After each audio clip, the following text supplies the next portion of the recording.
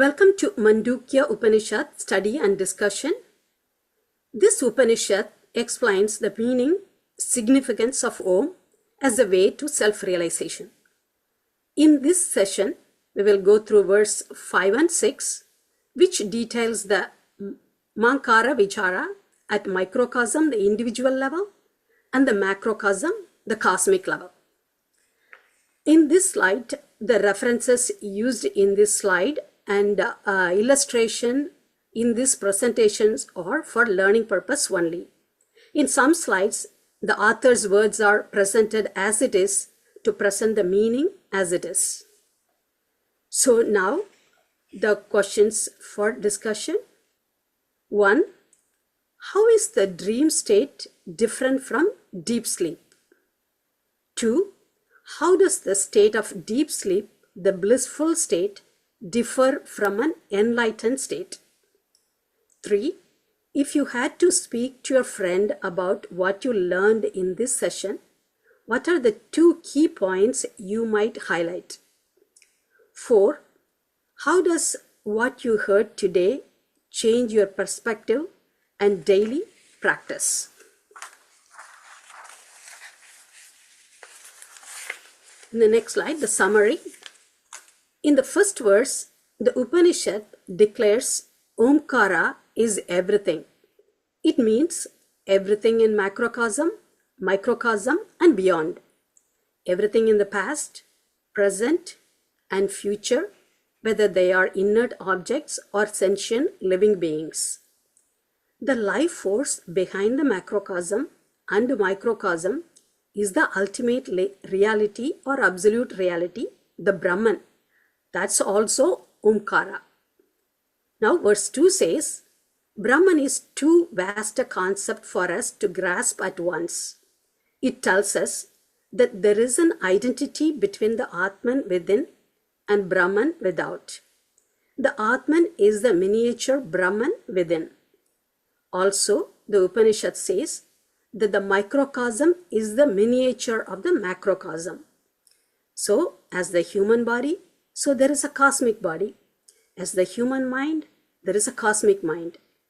So, the Upanishad describes Om as a symbol of Atman in microcosm and Brahman in macrocosm. This Om has 4 quarters or padas.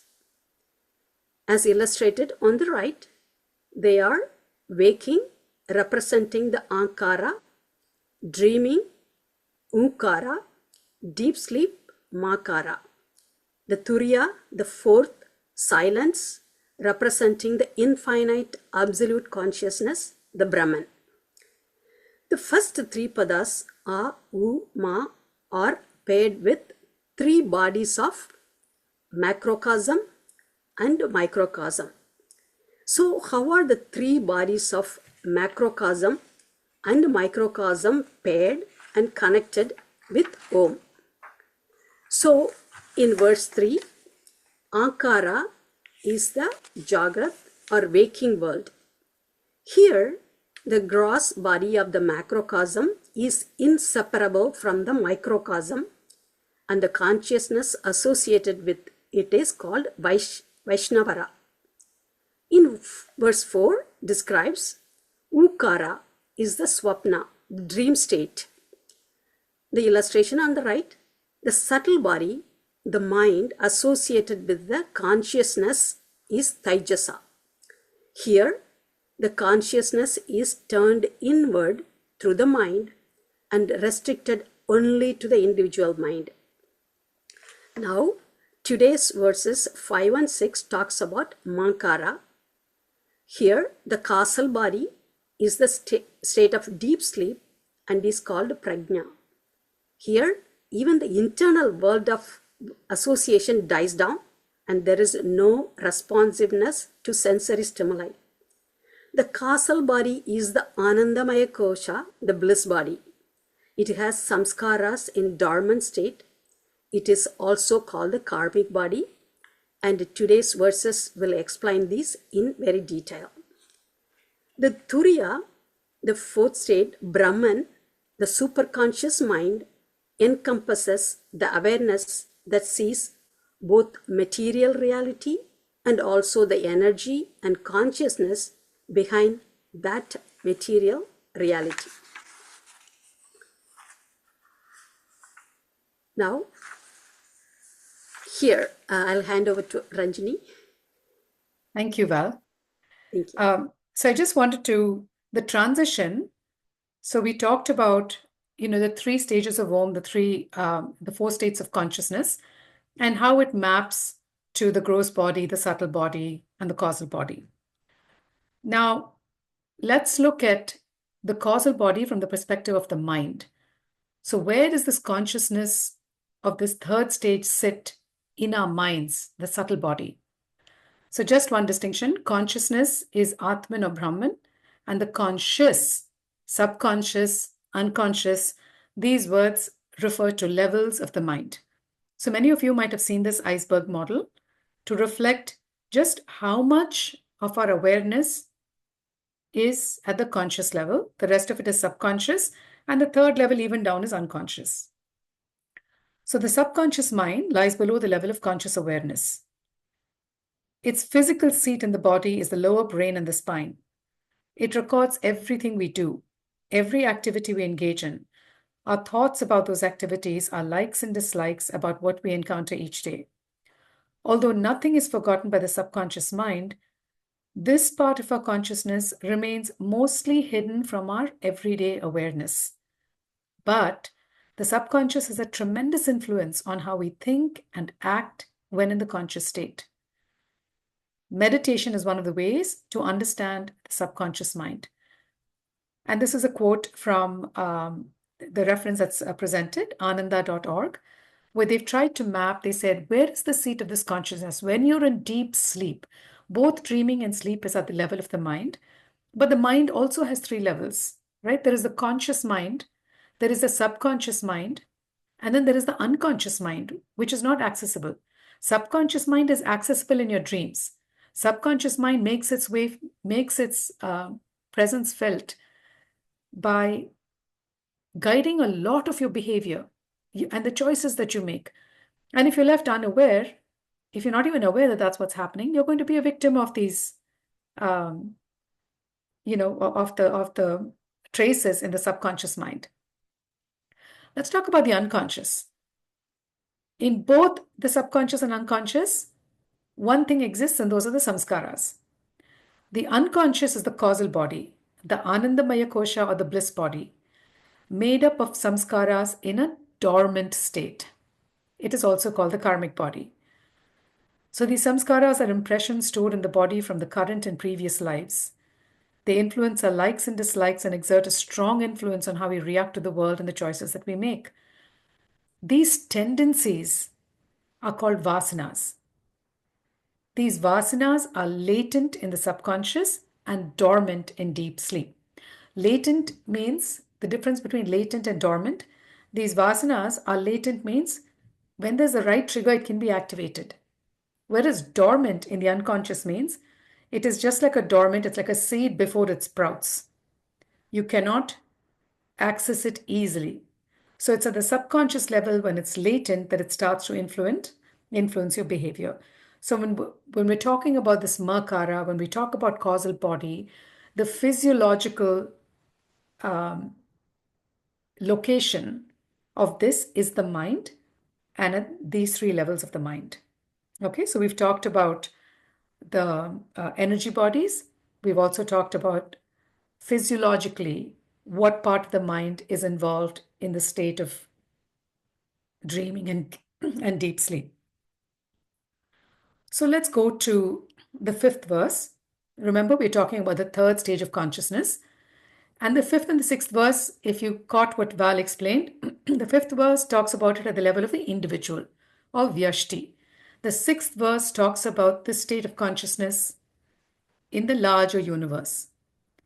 Okay? So let's look at what 5 says. Yatra supto na kanchana kamam kamayate, na kanchana swapnam pashyate tat sushuptam, sushuptasthana ekibhuta pragnana ghana eva, Anandamaya hi Anandabhuk Chetamukaha Pragya Tritiya Padaha. So yatra, wherever shupta says sleep, na kanchana, not at all, not whatsoever, kaman, kamas are desires. Kamayate is someone who desires it. So the act of desiring something is kamayate, kaman are desires. Na is not, kanchana, whatsoever, at all. Swapnam, dream, pashyati, one sees. Tat, that, sushupta, deep sleep, sthana, state, eki bhutas, it is become one, undifferentiated.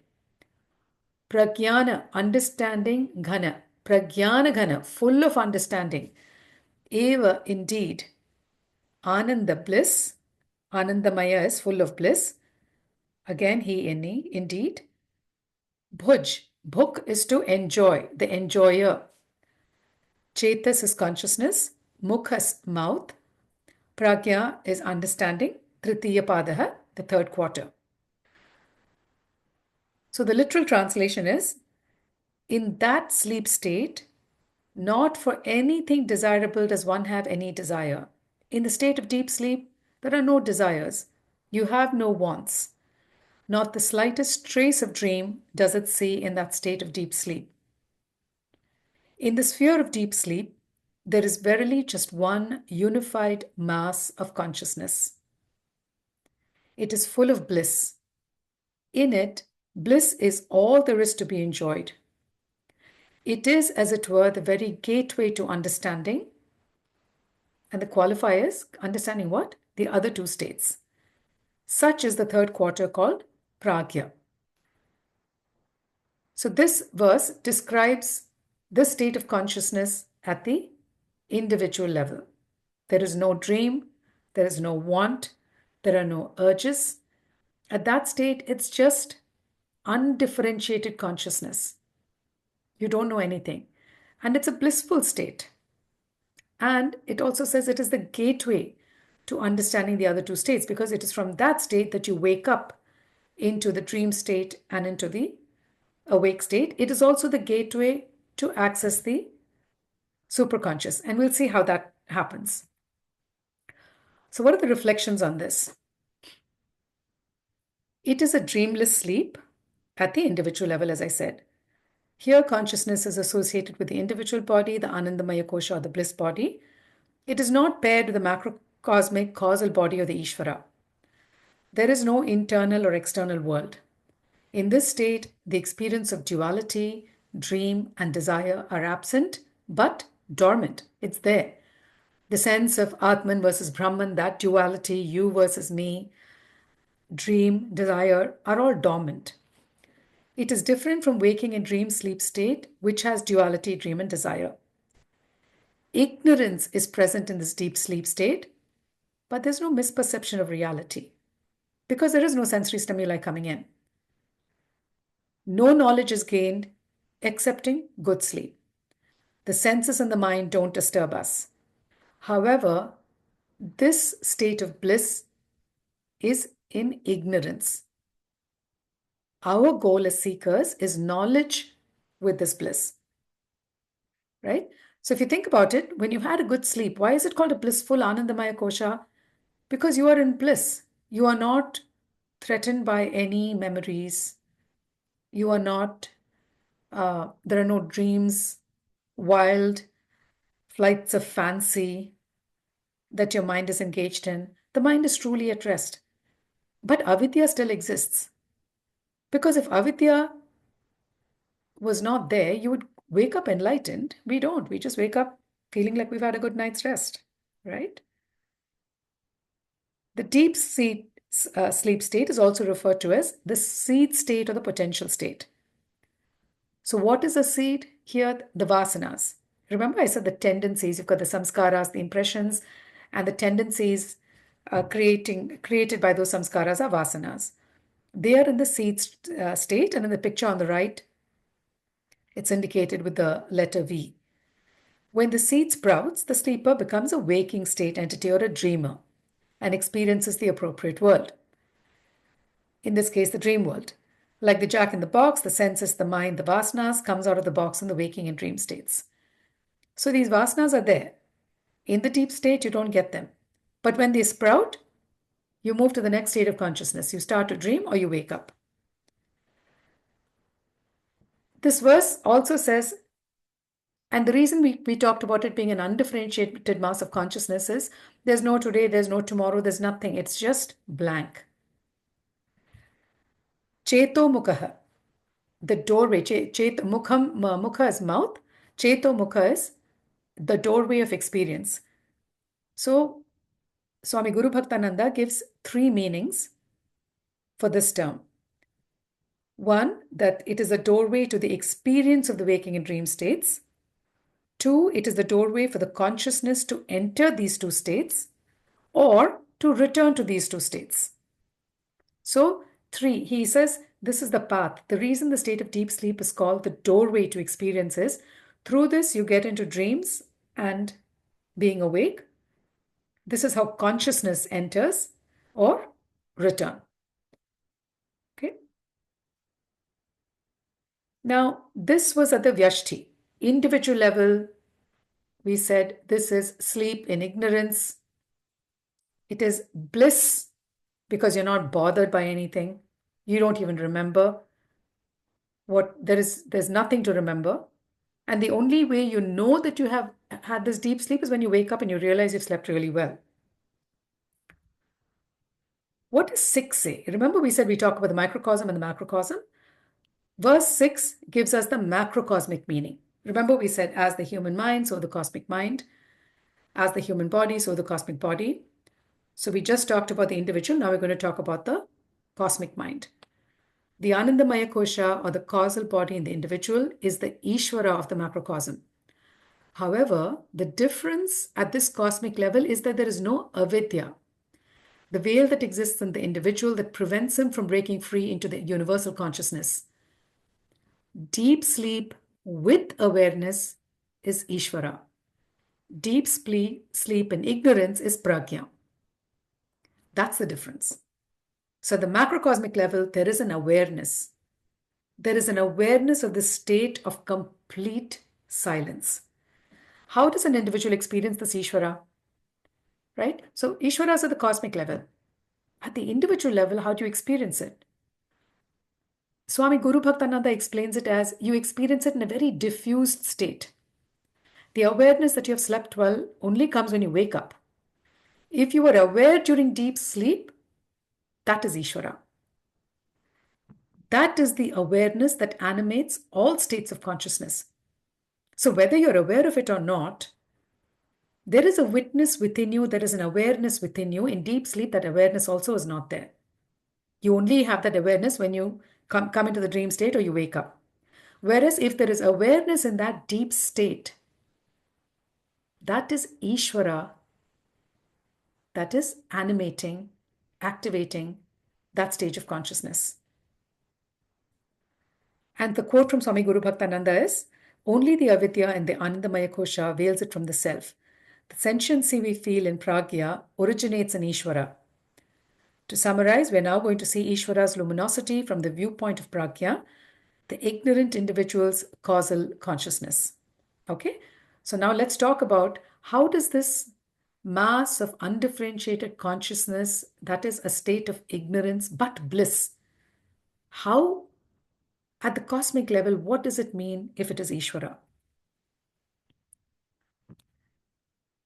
Esha sarva Ishvaraha, Esha sarvagnya, Esha antaryami, Esha yoni sarvasya, prabhava api ayau hi bhutanam.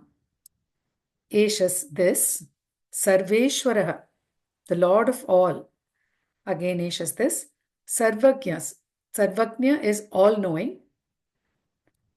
Antaryamin.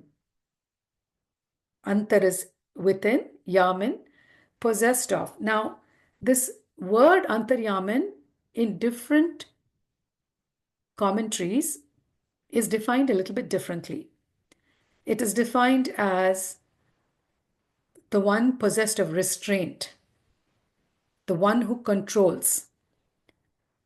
The meaning that I have taken is the witness, right? Because, and when you read it, you can either agree with me or not, but it feels like the meaning witness is the most appropriate in this context.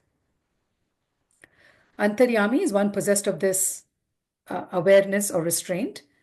Yoni, womb, sarvasya of all, prabhava is birth, apyaya is dissolution. Prabhava pyayau, birth and dissolution. He indeed, bhutanam of all beings. So the meaning of this verse is He is Ishvara, the Lord of all. He is the omniscient one, the knower of all. He is the inner witness who knows our heart. He is the source of all, and He is the origin and dissolution of all beings. So this verse now describes this state of consciousness at the macrocosmic level as Ishvara, omniscient, all-knowing, that inner witness that activates your state of consciousness. And it says He is the source of all. He is the source of birth and pralaya, or death. Ishvara, it says, enters inside each being, permeates and resides there in the core of his being. So remember, we talked about the fact that yes, you have these three states of consciousness, but there is the energy and there is an awareness behind each state. That is Ishvara in the macrocosm. So how does that Ishvara enter the individual? How does that Ishvara enter the individual? And how do you become aware of it? It is Ishvara who penetrates the ignorant individual's Anandamaya Kosha and gives sentiency. The avidya in the Anandamaya Kosha veils it from the self. Thus, the sentiency in Pragya originates from Ishvara. Ishvara illumines, gives life energy to the ignorant individual's causal consciousness. So, from the description of Pragya, how do you see Ishvara? As the Sarveshwara, the Lord of all beings, Sarvagya, omniscient, Antaryami, the inner witness. He enters inside each being and resides there in the core of his being. Yoni, he becomes the source or the womb of all beings, since it is from the causal state that the whole subtle and gross creation arises. Prabhava, he's the originator. Api ayo, also the dissolver. Right? So these are all the terms in that particular verse that describes the nature of Ishvara to establish how it is this Ishvara that makes that state of consciousness alive. So let me talk about it from the yogic perspective, right? We've talked about through what medium or channel does Ishvara permeate the causal body of the microcosm. So if you look at the illustration on the right, Ishvara enters each being through the Brahmarandra, permeates the sushumna and resides there in the core of his being. If you remember, we talked about it in an earlier session. The sushumna, we talked about the Idanadi, Pingalanadi, and sushumna. Ishvara establishes connection through the sushumna. When the sushumna is awake, you are connected to the Ishvara. It permeates the causal body of the individual, creating the connection between the individual body and the cosmic body for maintaining the continuity of life. Okay, in the Western tradition, this is described as the silver cord or the astral cord. The ability to balance Ida and Pingala and cause prana to flow in Sushumna is the most essential preparation for meditation and Kundalini awakening. When the prana is balanced, it is made to flow through the central channel of the Sushumna. There comes an even deeper abiding peace of mind. Then the mind and the heart only want to go inside for meditation. Prana flowing in Sushumna is one of the critical points of the inner journey. So for those of you who meditate, this is how you experience Ishvara in the Pragya state. The difference between deep sleep, where you're an undifferentiated mass of consciousness, and what happens as meditation is described here. What happens during meditation is you are in that same state where your mind is just a mass of undifferentiated consciousness, unified consciousness. You have no thoughts. You have no needs. You have no urges. And yet, you are aware. In deep sleep, you're not aware.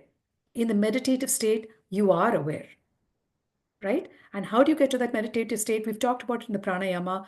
When you balance your left and right nostril breathing, Chandra Nadi, Surya Nadi, the Ida Nadi, Pingala Nadi, then when you suspend your breath, when you retain your breath, that energy is being forced now through the sushumna. And that rising energy through the sushumna is what leads you to this meditative state, which is very similar to deep sleep. Excepting in deep sleep, you're not aware. In this meditative state also, you're not aware, but you're not aware that you're meditating, but there is an awareness, there is an alertness, there is an awakening. That is the difference between deep sleep and meditation. Okay? All right. I'm going to turn it over to Val now to walk us through an example of Ramana Maharishi, and then stories to illustrate these concepts that we've just talked about. Val? Okay, thank you, Ranjini. So now the essence of the verses. Who am I?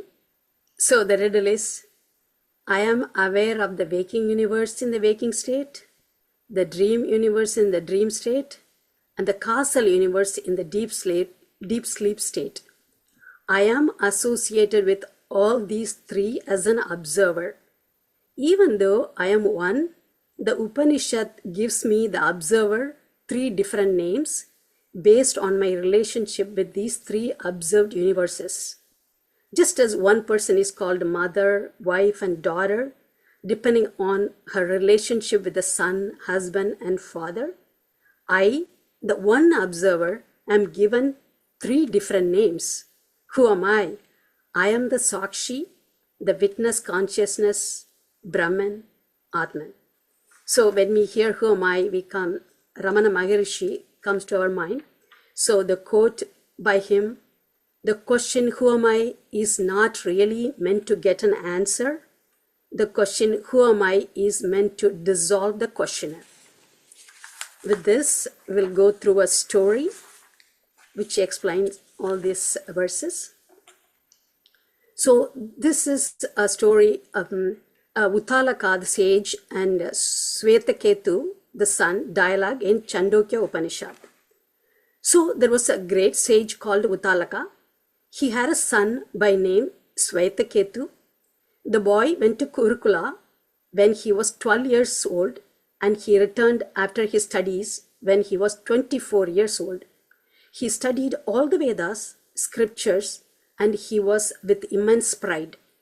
The father observed his egoistic pride, and he asked him, "There is something by knowing which everything can be known.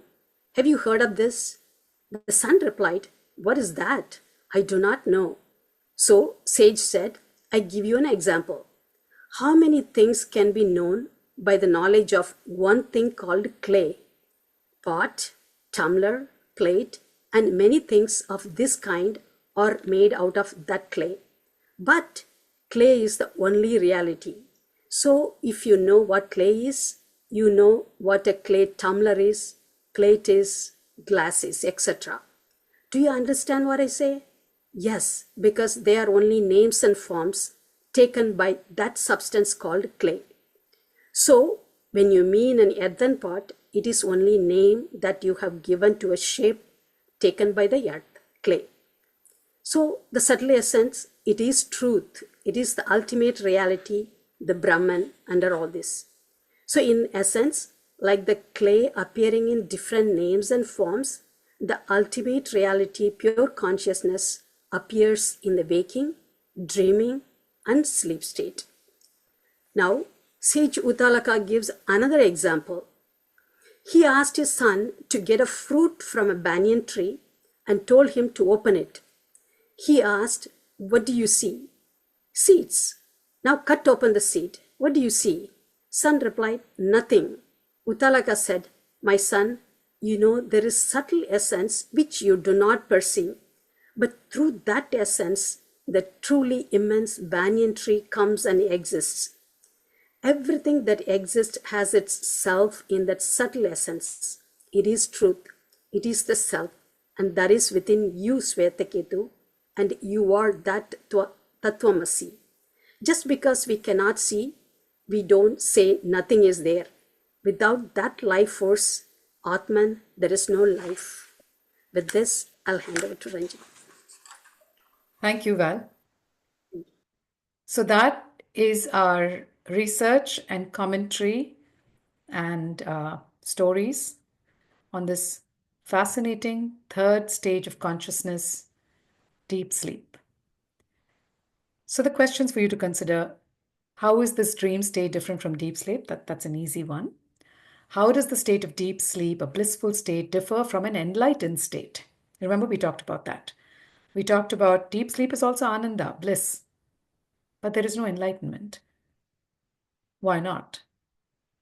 3, this is a question from last time, which I think it just helps you.